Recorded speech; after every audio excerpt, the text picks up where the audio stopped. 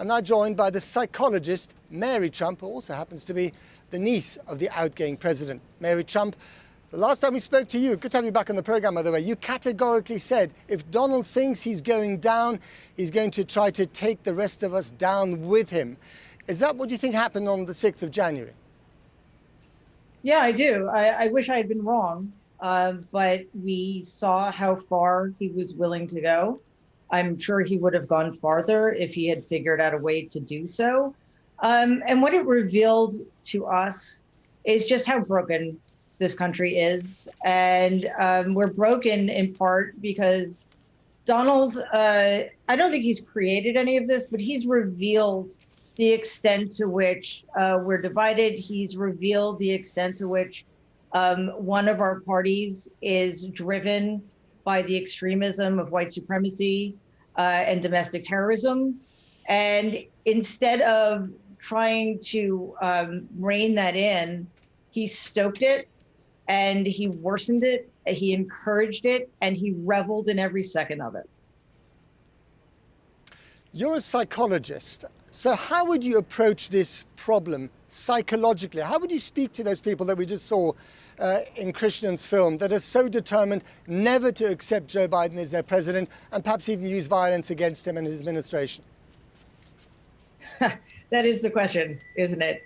We have a lot of work to do. And honestly, it's very difficult to talk to people and meet people in the middle if they're not willing to acknowledge the problem. Clearly, there's something wrong here. Now, some of those people are putting on an act and they're just using the division to their advantage. But some of them actually do believe in these insane theories, the QAnon conspiracies that have been peddled on the right for so long.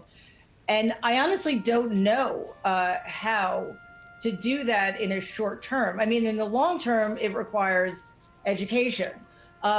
But it will also be extraordinarily helpful to have a president who does not traffic in such conspiracies, who does not convince his supporters that the media, for example, are the enemies of the people. You know him really well. You are a psychologist, as I've said before. Do you actually think that he believes the same stuff, the outlandish stuff, that some of his supporters believe? No, I don't. He knows, though, that it's a really good tool to get people to do what he wants them to do. And again, sometimes it's hard for me to remember this because, he's my uncle and I've known him forever and I have my own very decided opinions about the kind of person he is. But, he was the ostensible leader of this country with all of the power that entails, and people listened to him. He knew that. And it's quite remarkable how skillfully he was able to take the art of grievance to the next level and tap into grievances that his supporters feel.